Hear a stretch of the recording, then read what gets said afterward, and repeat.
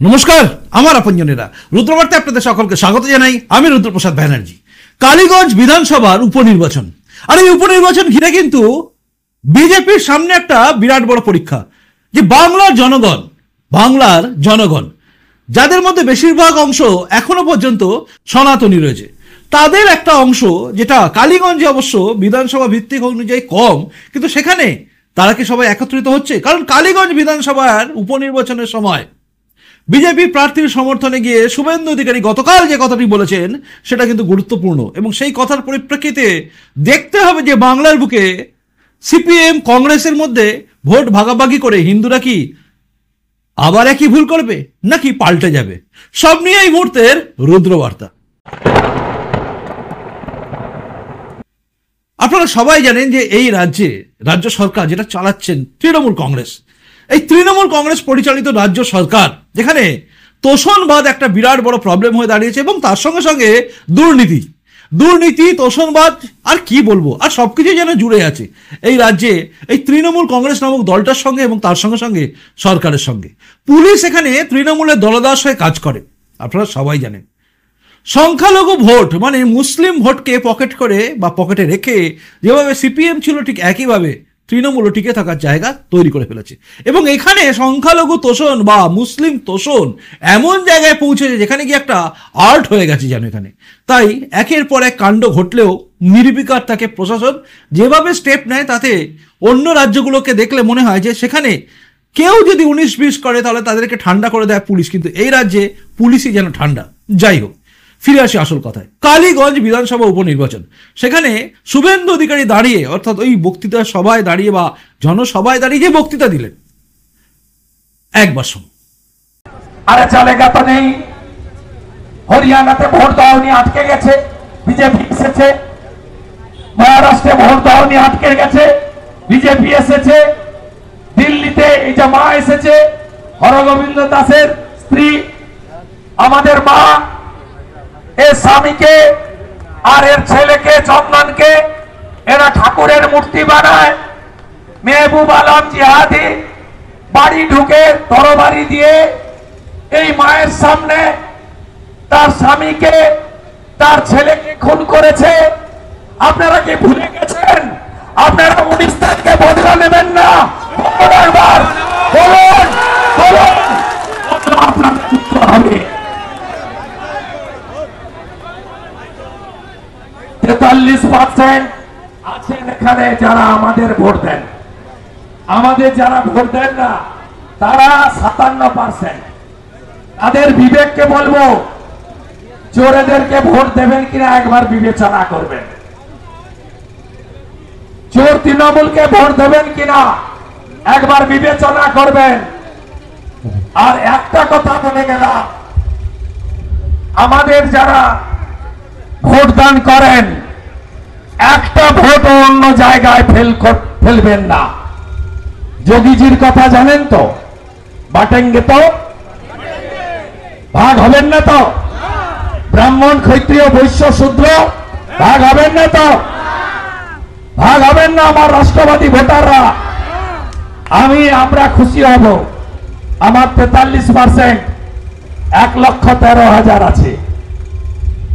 আমাদের আশিস ঘোষ 1 লক্ষ যদি ভোট দিতে যান, 1 লক্ষ ভোটই যেন আশিস ঘোষ পায়।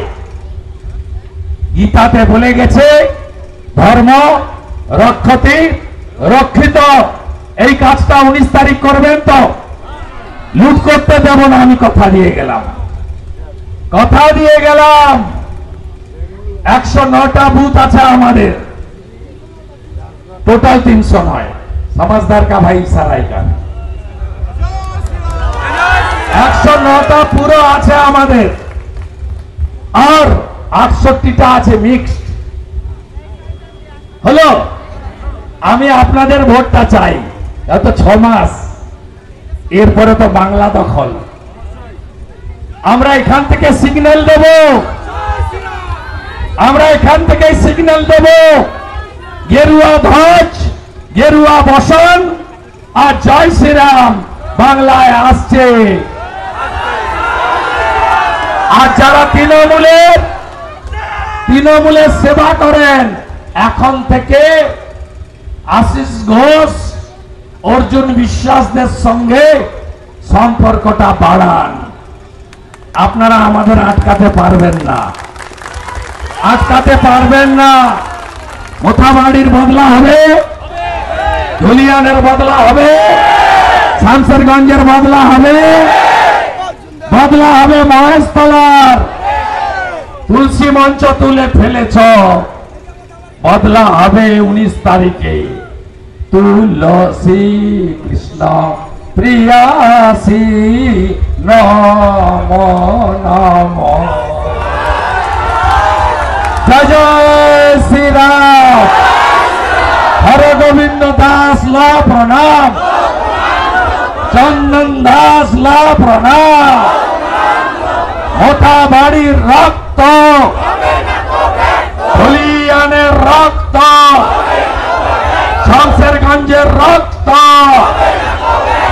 মহেশতলার রক্ত,